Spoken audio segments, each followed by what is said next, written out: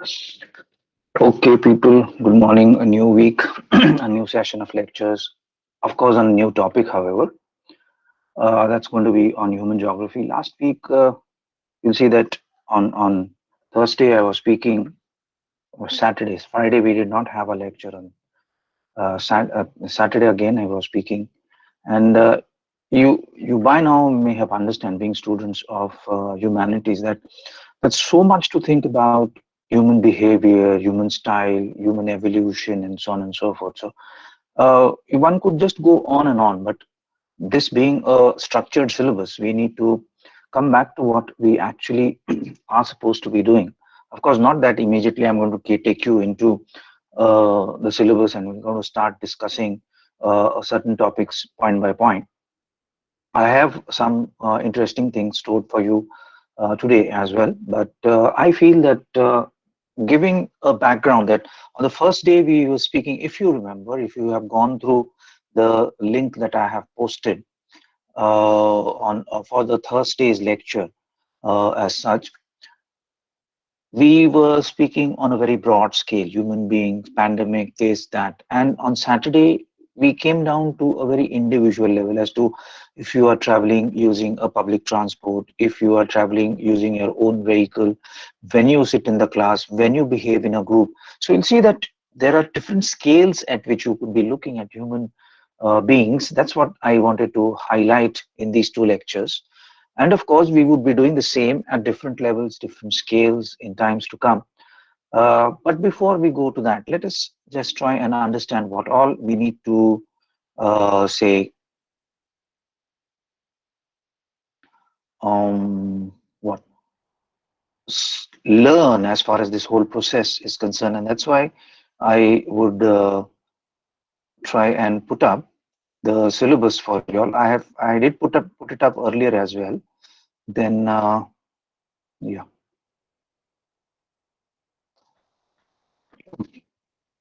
we would be going. We in all are going to have four topics. Of course, they look very small, very sweet, very easy.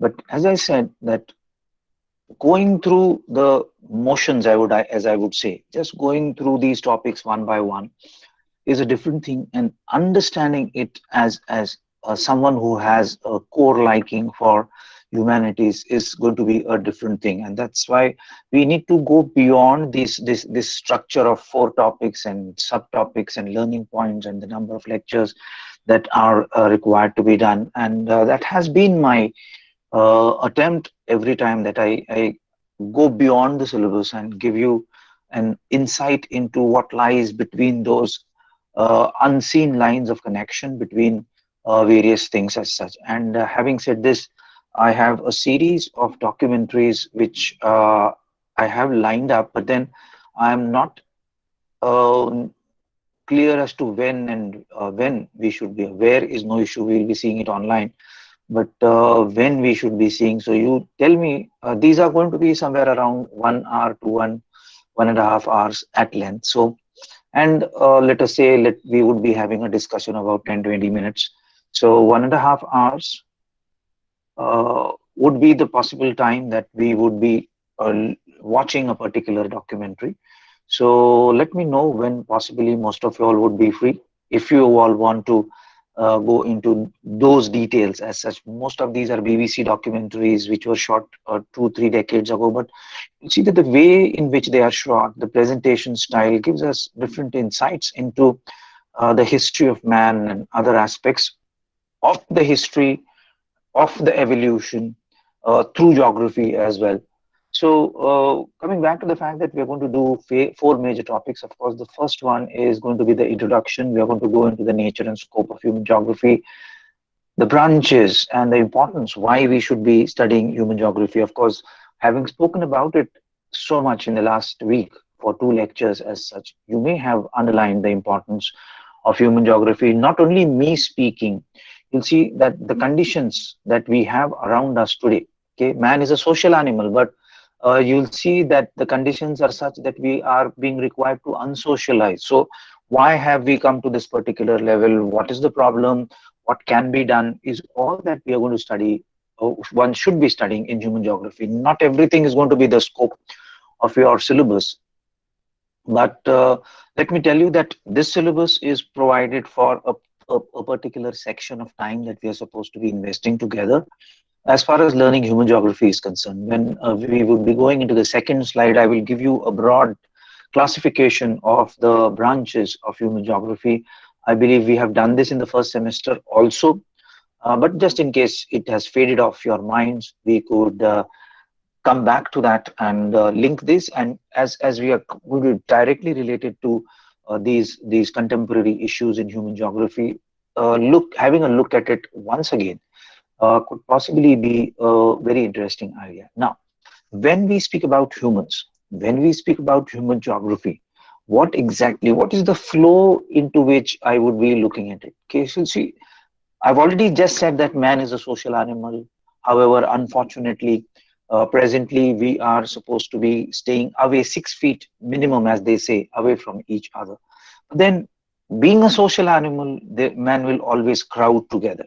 When they crowd together, addressing to the needs and the demands of this crowd together, the first thing that you need to do is to supply them with the basic requirements, food particularly. Now, say managing food for 100 people, managing food for 1,000 people, 10,000, 1 lakh, 1 million, 100 million, and so on and so forth. Okay, how do we come to that basically? Okay, it's so study of population. And let me tell you, when we say population here, yes, though we are going to speak about human population more, let me tell you that in many cases when we mean population, there could be various aspects. Say, for example, when I'm doing research of some kind, as such, the sample that I'm going to take, okay, is going to be a part of the population of samples that I have in front of me. But here, I would say that we are supposed to be doing human geography and population, or population of human geography as such. You want to do the distribution and the theories associated to it. Okay, we all see that on the surface of this globe, we are fast approaching the number 8 billion. I think it's more than 7.5 billion now. I just forgot. I had it in mind early morning that I would get the latest figure of the human population for day, and I would reveal it here, or I'll share it with you here. But I forgot. But I believe, if my memory serves it right, it has crossed 7.5 billion. And uh, though we say we are more than 7 billion in number, you'll see that the distribution is so very uneven. You have the Antarctica, where you don't have human population. Yes, you have some. These are only researchers of different countries as such.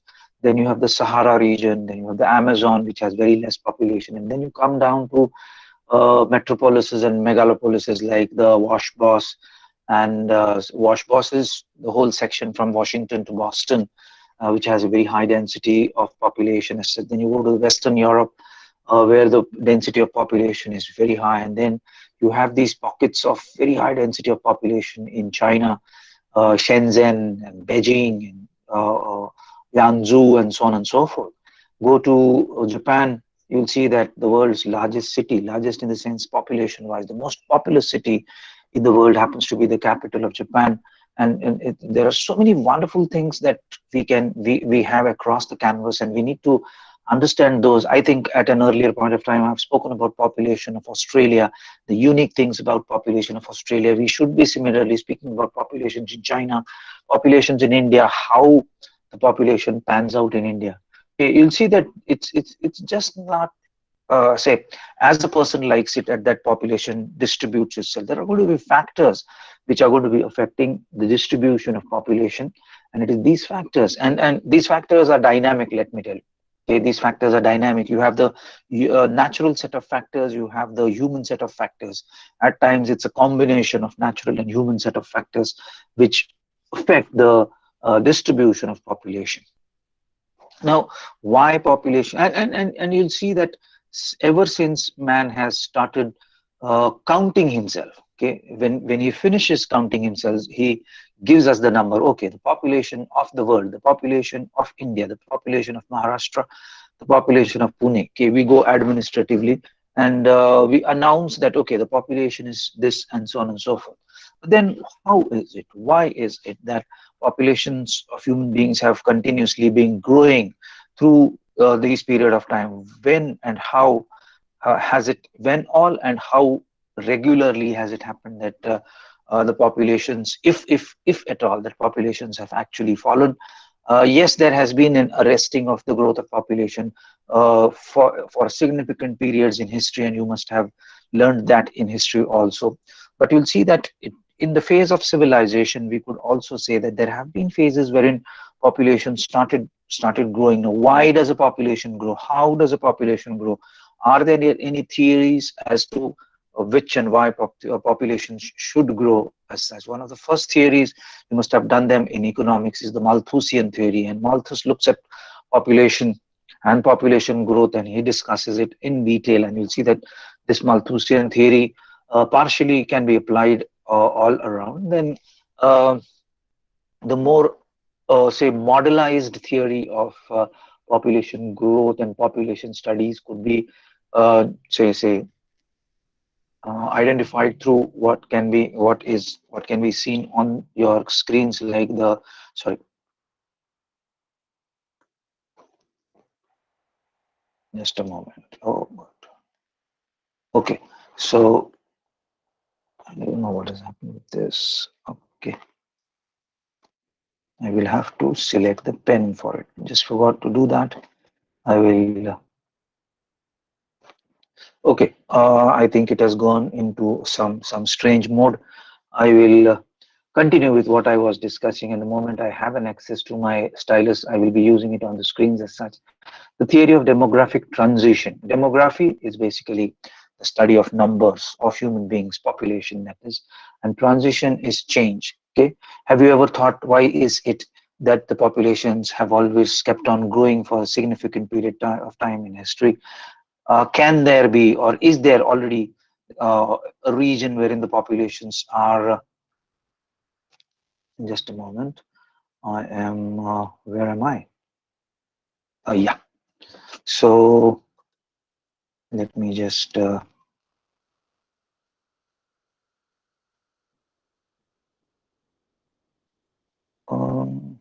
what has happened? This has gone into some other mode.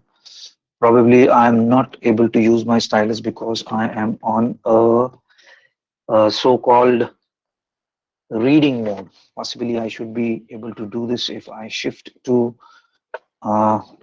yes, that's how you learn in technology, and at times this happens to be live learning as such. So and these are things, let me mind you that these are things you will never forget in life as such, because doing it on a so-called reading, I'll just pin this, reading view, is something that dawned to me just a few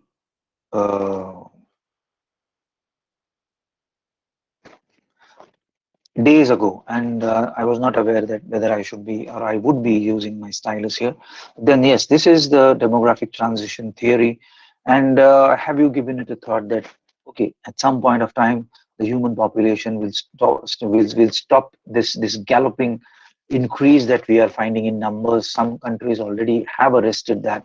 But just imagine that in such conditions wherein the human populations are going to be much stabilized as such, and then you have some deadly virus attacking us, and then the numbers, overall numbers, start drastically falling as such. What could be the fate of mankind in that conditions? For that, of course, we also need to understand the growth and distribution of world population, and of course with special reference to India also. That's also going to be a part. Now you'll see that when we are counting people and when we are bringing them together and when we are seeing the trends in the growth of increase of this population, it so happens that it's not going to be a matter of a small time. It's going to take days, months together as such. And while human beings are going to stabilize themselves also as such, they settle down in what are called as houses. These houses together are going to be called as settlements, and we are going to do that as the next topic as such. What are modern concepts of settlements? Okay, what are the various types and patterns of settlements? What are rural settlements? Do they show a peculiar pattern? What are urban settlements? Do they show sorry, a peculiar pattern as such? Is there any comparison between rural and urban settlements, and you'll see that in developing countries like India, etc., you have what is called as an urban sprawl, what is referred to as satellite towns in other modern countries as such. And then you have what is called as rural urban fringe, wherein an individual would not exactly be classifying, or would not be in a position to classify himself or herself to be in an absolute urban area or in an absolute rural area as such. And this such areas are called as rural urban fringes as such.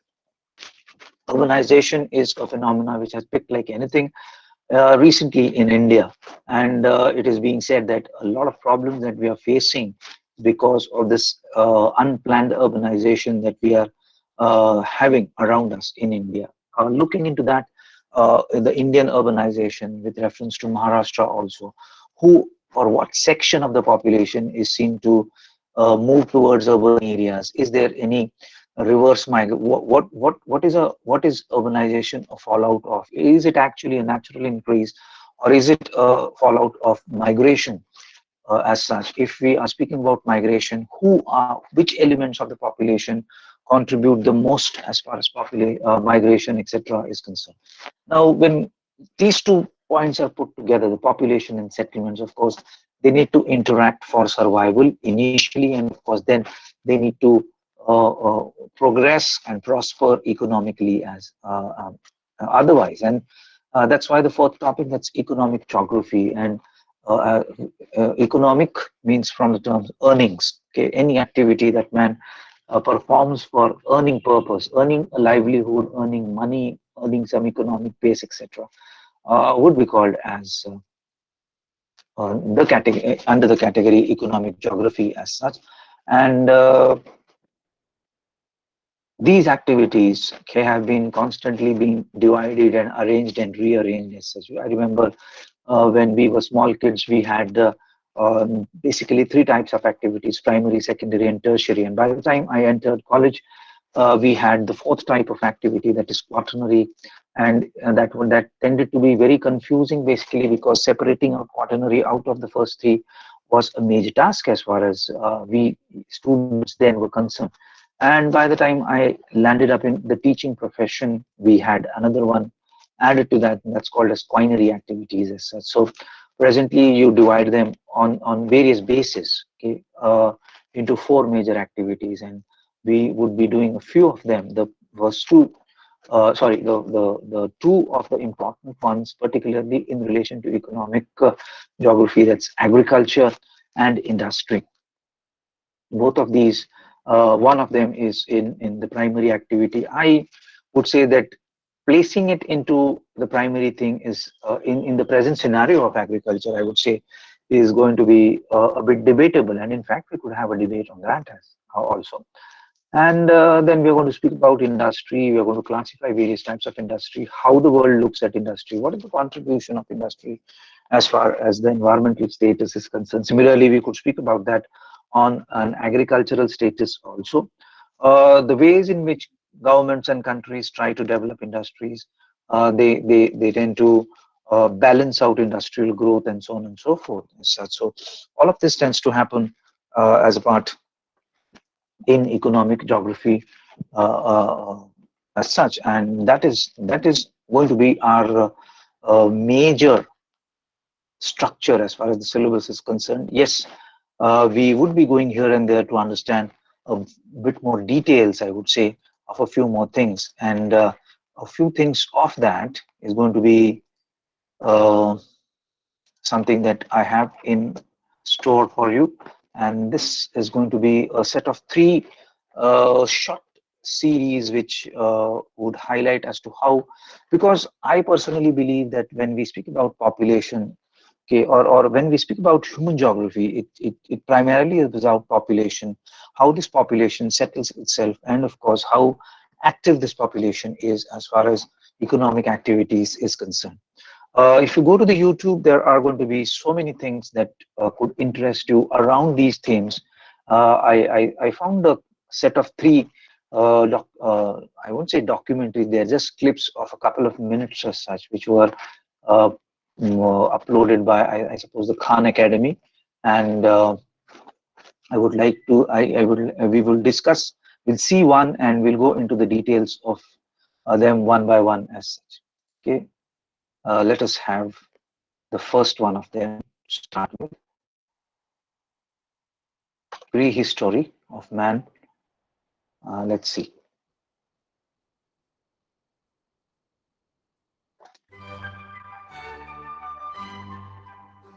For tens of thousands of years, Homo sapiens lived throughout Africa. But only some of these people were our ancestors.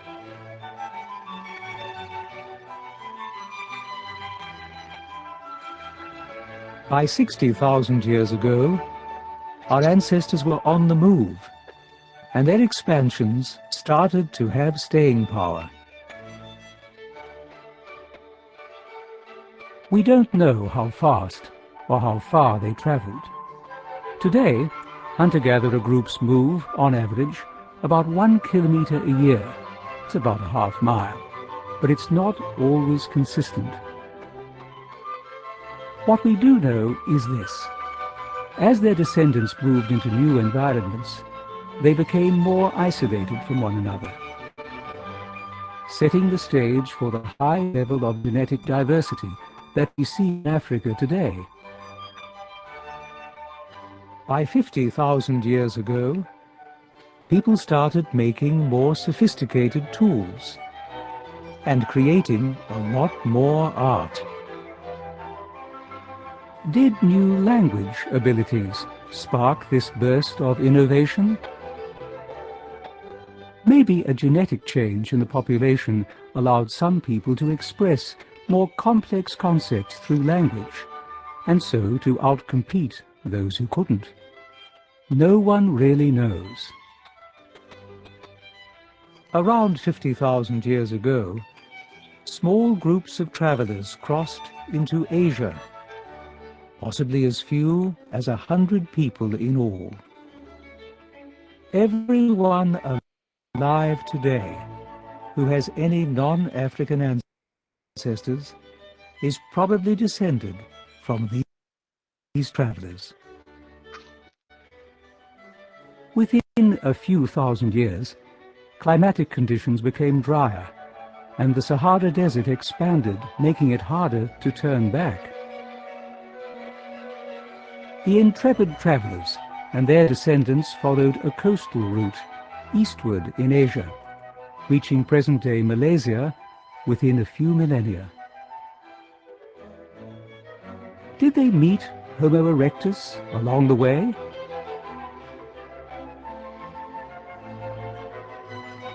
By 45,000 years ago, people were living in parts of Australia and making their mark.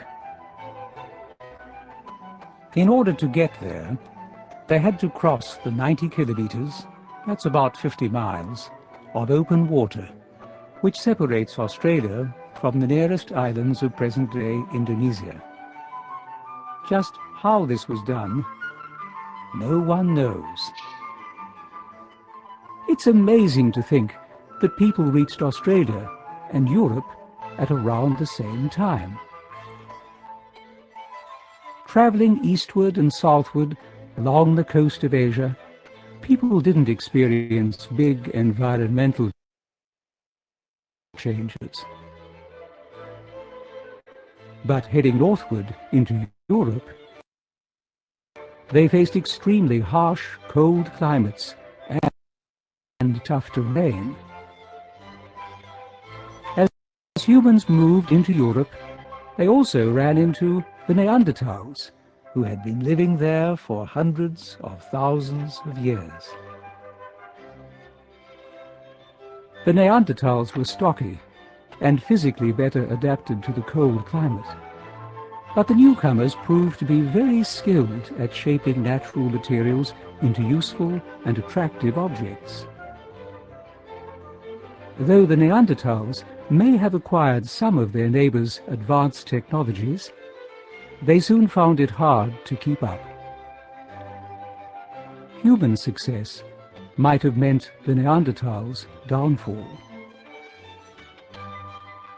The two populations coexisted, even interbred, for a few millennia. But by 35,000 years ago, Neanderthals were confined to the southwest corner of Europe, and soon thereafter they had disappeared. Another unsolved mystery. Yes, our story is full of them.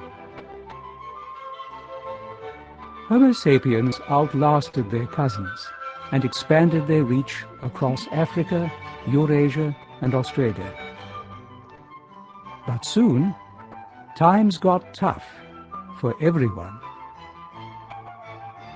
How would our ancestors cope with the extreme temperatures of the Ice Age?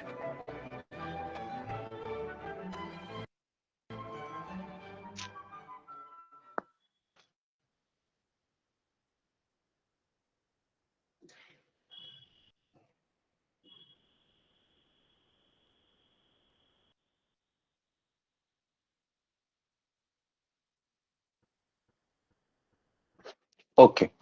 So that was the initial thing. Now, there are a few takeaways from these things as such.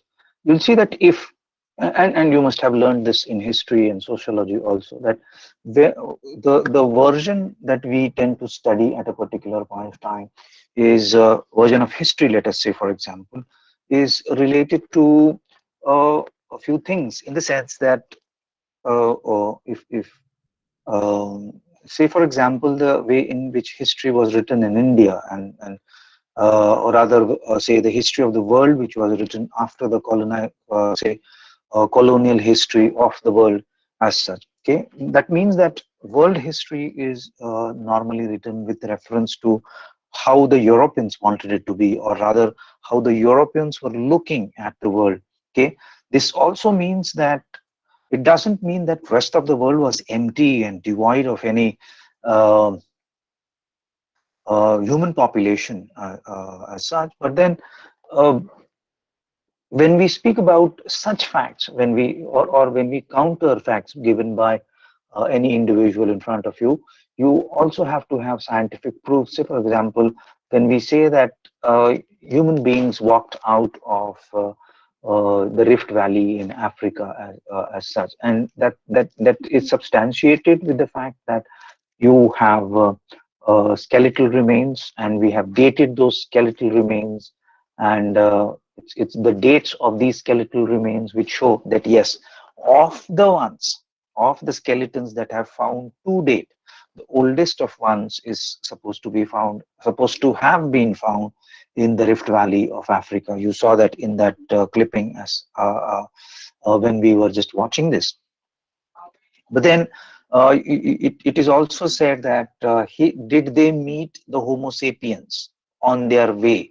Okay, then it speaks about how they were reacting to while they were moving northwards as such, and also remember the fact that uh, the origin is where you would tend to have the best of the conditions without any supplementaries required. When I say supplementary, you see that these people moving out of Africa met these people from northern parts of Europe who were clad with animal skins, etc. Basically, because Europe was supposed to be rather Europe, we all know, is actually colder than the regions nearer the 0 degrees or equator as such. And that's why it is said, it can be seen that the time it is shown in that particular clip that the time taken to reach Europe and the time taken to reach all the way down into Australia are more or less the same, basically because of the fact that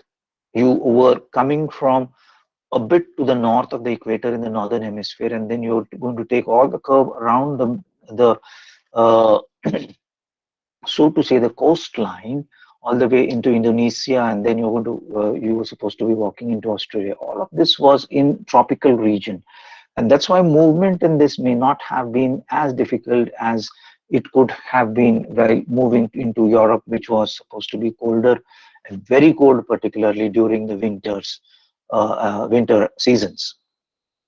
If you remember last time we said that there are a few things that have benefited man. And let us then go beyond those few things, because I connected with one more thing that I missed out on telling you. In fact, is the reason why we are all together as such. Okay, biologically, we said that bipedal motion, that's walking on two legs, has been one of the major advantages that human beings have had.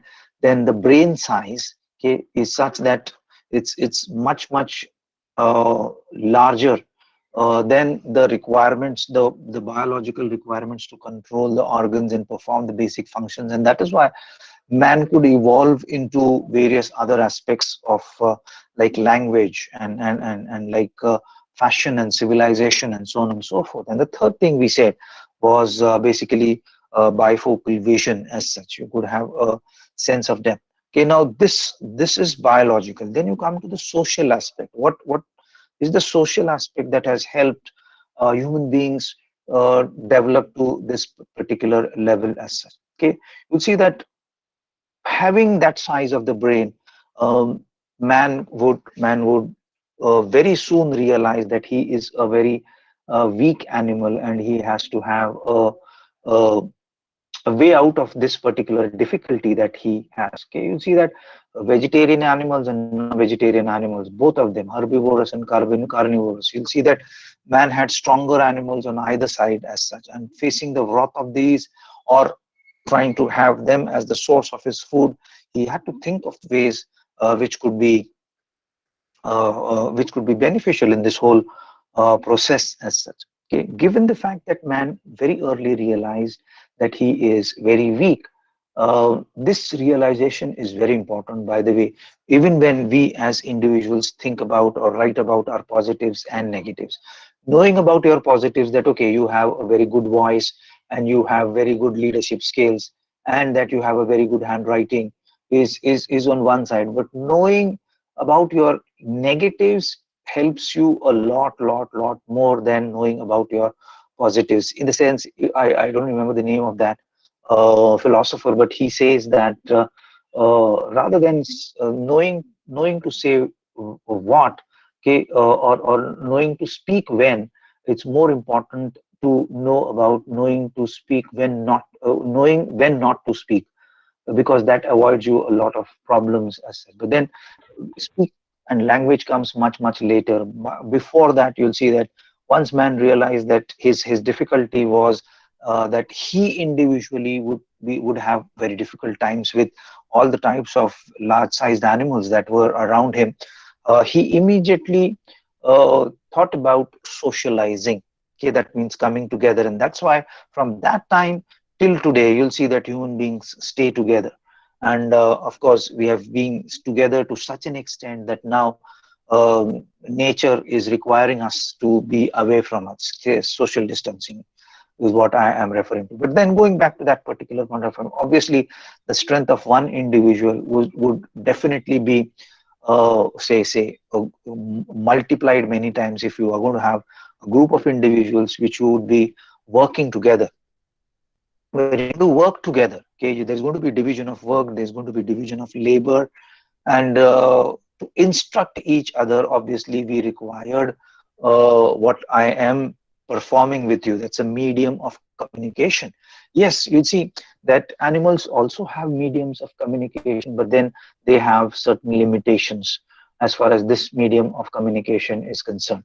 Okay, and they are much more dependent on their biological attributes to give them or to say pass across a medium of communication. So for example, uh, let's speak about dogs. Most of y'all would be having dogs as pets at your places as such, and you would be, even if you don't have, all of us know dog as an animal, and we know its social struct, so it's social affection that dogs as a species have with human beings, and what separates dogs from wolves and foxes and so on and so forth. Okay, obviously, let me share with you that dogs are what say domesticated wolves, okay, of the larger size, and the smaller ones are foxes. So all of them belong to possibly one single species, but then over the period of time, just like human beings diversified, these species also have diversified. but you'll see that some basic instincts still remain to be there as far as dogs are concerned. Say, for example, protection of territory is concerned. Okay, you'll see that invariably, you'll see that whenever some third person that the dog is not known to is going to enter within the framework, or I would say within the territory of that particular dog as such, it feels insecure, and the moment it feels insecure, you'll see that it will start barking at it as such. Okay, so that is one thing that dogs are so very naturally characteristic of, and it is this character of the dog that human beings have identified, and they have used it to guard their territory also. A dog is used for as a guard at a number of times as such.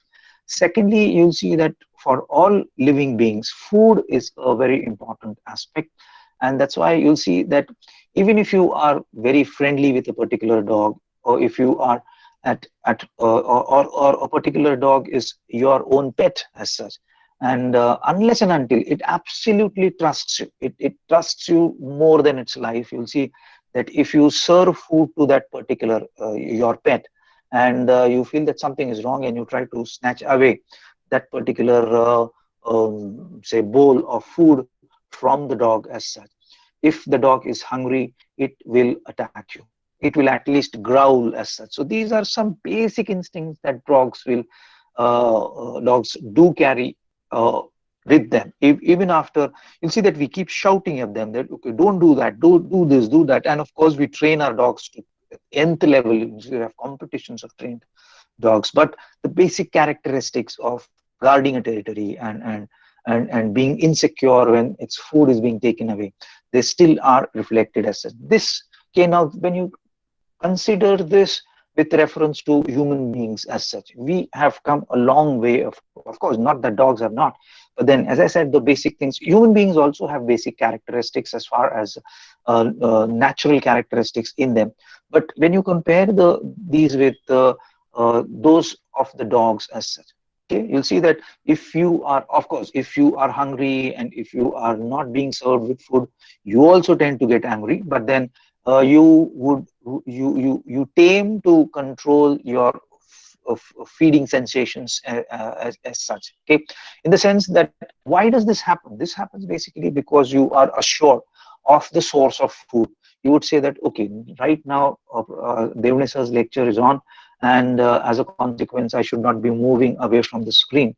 But then the moment he finishes his lecture at around 10:25, I could go and have a piece of biscuit, or I could have a cup of milk. Okay, I know that food is assured for me. The dog doesn't think it that way. Okay, it has to, in spite of the fact that you serve your pet its food every day, you'll see that it will still long for food, and that's why that insecurity is there. It does not go into the calendars of economics, and it knows that, okay, the world produces so much of wheat, and a certain section of that wheat is available to me in the form of bread, etc., etc. This is something that a dog obviously will not think of. Okay, but you'll see that one thing that is good about animals, which is bad about human beings, is hoarding things as such. Okay, the very same thing that human beings are assured of some resource, food resource as such, if it is done in an excessive way, it could be a negative thing for us, in the sense that when the dog is full, has had his meal and its stomach is full, it will happily walk away, it will wag its tail, and it will stay happy till the next time it starts feeling hungry as such. This doesn't happen with human beings as such. We always keep thinking about where my next meal is going to come from, and it is this quest that keeps human beings in the search, in the hunt, and in the trail of new sources of food. And of course, giving the present number, we study all these things. At times it gets scary, isn't it, that we are 8 billion, and just imagine that if 8 billion people are, or even if we say 7 billion, if 7 billion people are supposed to eat, each of them is supposed to be eating one slice of bread. Just imagine 8 million slices of bread, how much space that would acquire, and how much wheat it would require to make up those many slices of bread and so on and so forth. So many questions keep on arising. That's basically because we have rather trained our brain to think of the past, we think about the present, and of course we think about the future as well.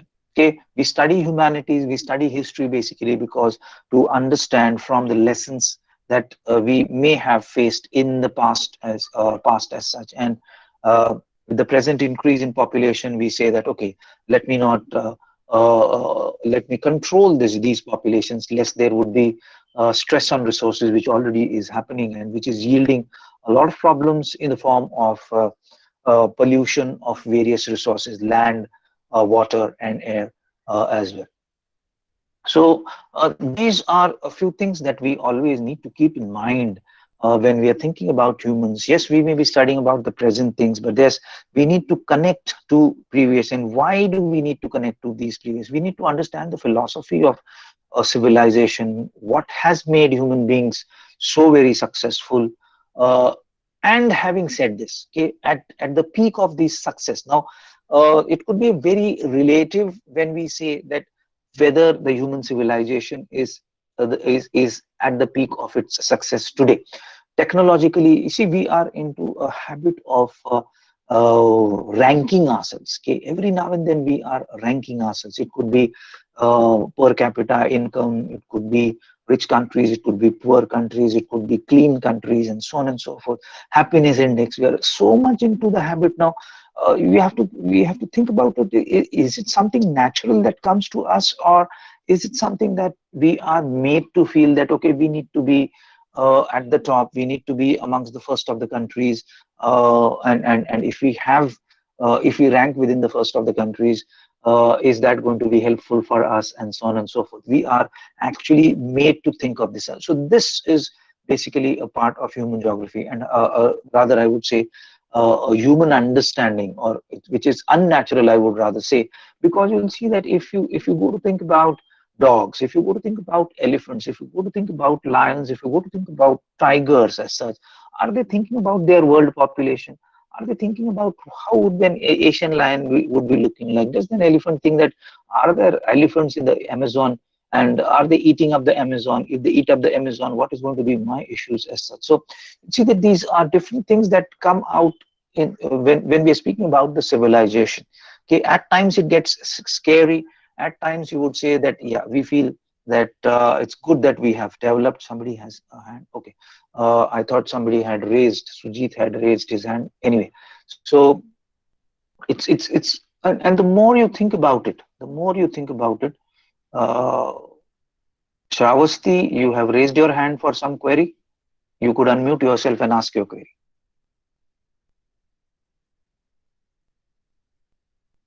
Okay, is what it was by Sir, now. it happened by mistake. I'm so sorry for that. Okay, no issues, no issues. So you'll see that it's so very wonderful, and I would urge each one of you all that all the discussions that we have been having regards human geography for a moment of time, I would request you all. I understand it's very difficult to stay away from your mobile phones, to stay away from say other social media and television screens and what these OTT platforms or what these are called, and various social sites as such. Okay, just switch them off for some moment of time. Let 5 minutes pass by, and then start thinking about what we have been doing for the last three lectures, particularly this very lecture as such, as to where was a man to start with, how has he developed, is he going in the right way, are there difficulties that we would possibly be facing in the future, or are we already facing these difficulties presently? And that's why I made it a point that if we are to classify ourselves to be at the peak of our development, is it right basically because we have a whole lot of problems around us, various types of pollutions that we have already mentioned, and not only the types of pollutions of the basic environment around us. You'll see that stress on resources is another thing, excessive use of chemical fertilizers in the process of agriculture, industry, etc. It's you name it, and you have these problems around you. From even the most developed countries have them. Of course, the underdeveloped countries also have them as such. But the fact that the developed countries try to find a way out of it, having said that, the developing countries hardly have any ways to underdeveloped countries, sorry, hardly have any ways to come out of these problems as such. And you'll see that the more you think about it, the more clear picture you may have. I asked you all to shut yourself off these so-called social channels is basically because many a times they do influence you. Whatever you say, howsoever you may argue that no, I am not influenced by the social media. I doubt that any one of us, including me, any one of us is I would say isolated from this. We cannot isolate ourselves from these things nowadays. Okay, from a human being, I would say we have come to be a social media being. Okay, you can, you for yourself, you can do an experiment. Just imagine, for given a 24 hours of period, how much amount of time do you use as far as your mobile phones are concerned, your laptops are concerned, televisions are concerned. Okay, what are the various activities in which you involve yourself with, which I would say you could further divide them, but you see that anything that is connected to the internet, okay, or anything that has been, you can divide this in this way, that you are directly live on the internet and you are watching some series or whatever it is, or you download it and at a later point of time you see it offline. You read something which has been downloaded at some other moment of time. You have these tablets that you have nowadays, and you can read on those. Okay, you see that we get so easily attracted these days to all these things that are around us. Before I go further, okay, let me now introduce. That was when a man moved out of Africa. That's the general version that we carry until and unless we find an older skeleton of human being in some other part of the world, possibly in the Amazon or some other region. We would definitely carry with the fact that yes, the oldest of the human beings survived in Central Africa, and they've particularly where you have the Rift Valley, and it is from here that they started moving. Of course, the oldest of the human beings were nowhere similar to what we are these days. They were much more similar to the primates or the ape families rather than what we are. Or I would say we actually are so much into fashion these days that we shave off our beards and we style our hair in such a way that we keep ourselves looking away from say the ape family, because at our school, in our school days, when we were trying to do something absurd, our teachers said that stop behaving like a monkey. So a monkey for us is basically a taboo. Being called a monkey is something that we don't like. And that's why we want to stay as far as away from being resembled to or being called as a monkey. So we'll do our eyebrows and we'll shave off and we'll give different shapes which naturally would not be done by these animals. So that makes us look so very fashionable, and that's what we call as modern, isn't it? That okay, I'm going to wear a particular variety of shirt, in the sense that okay, initially everybody, say for example, we saw in that clip that these people who were arriving from the northern parts or northern latitudes had similar types of skins being worn. But you'll see that it was countered by the fact that these people who were traveling from Africa, they gave them various uh, say new things to look upon, something to wear in say around the neck, something to wear in the fingers, something to wear on the wrist, which makes you look different as such. Now this different was again, this is something that animals long for. If you'll see that if you have seen stray dogs, I'm giving you examples of stray dogs basically because of the fact that you have them so much around us in an example. You'll see that when you're looking at stray dogs, invariably you'll see that dogs during difficult times will be sitting under vehicles, particularly say four-wheelers as such. But you'll see that at other points of time, they will take a vantage position. What is a vantage position? They'll climb up somewhere and they will stay there. Now, if a human being does that, okay, it could be interpreted. It could be interpreted as giving into a feeling wherein I want to be superior to the others. But let me tell you that if you logically look at this scenario wherein I am at even grounds, and then I climb up a few feet and I am at a higher ground now. What advantage does it? Why is it called as a vantage point? Basically, because it gives me an advantage to look at what scenario I have in front of you. So if I'm looking for food, of course, it will post a larger scenario in front of me. If I am guarding something, it will again have a larger scenario. So this, though we call it as a human development, let me tell you, this is going to be a natural scenario in which I would like to have a larger view of things. And in fact, if that particular elevation is tapering, that gives me a sense of security also, so that I can guard that particular thing. So this is how gradually socialization comes up. Possibly we will not be having that much time, but okay, let me just finish. It's going to be just 3 to 4 minutes, and let me take it up now, and we'll discuss about it when we move to our lecture tomorrow as well.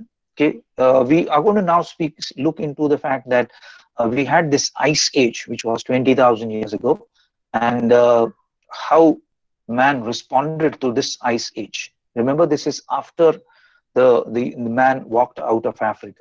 The depths of the last ice age. For several thousand years, global average temperatures stayed 15 degrees Fahrenheit, that's about 8 degrees Celsius, below what they are today. And mile-thick glaciers covered much of North America, Europe, and Asia. Outside the ice-covered regions, it was so dry that survival became difficult in most areas. Some areas where people had been living became inhospitable. And in some other places, new barriers of ice or desert separated groups of people. But against all odds, some people found ways to survive in severe conditions, as far north as Siberia.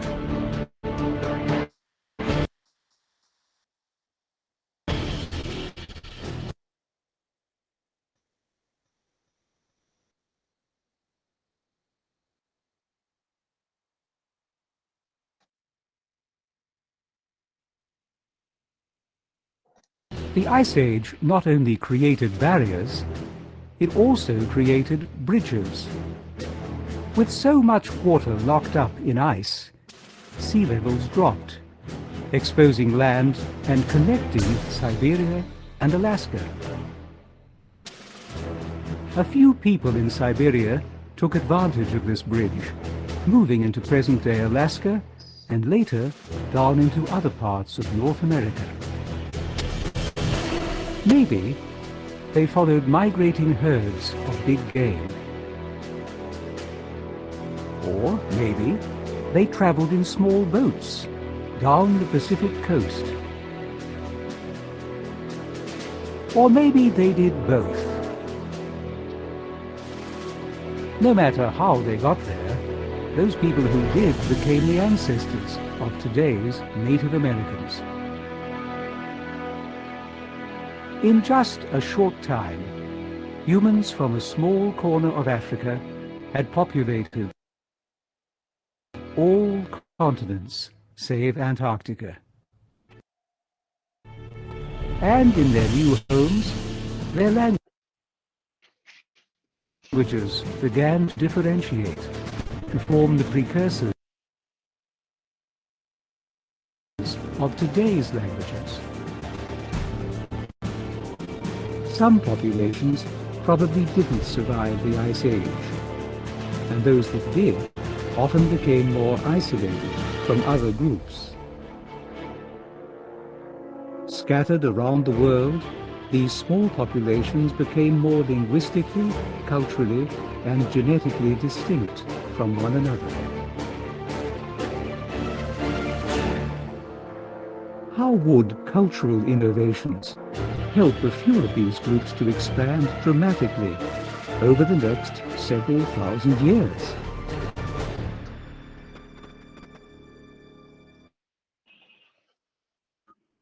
A few more things to think about before we enter the core. Of course, we are already addressing a partial aspect of our syllabus, in the sense the distribution of population and so on and so forth. It's only that we are not going to go back, but then just knowing a particular moment or a particular happening at a particular moment is going to be a bit difficult for us, isn't it? So having at least a logical thought into what may have been happening for some period of time is so very interesting as such.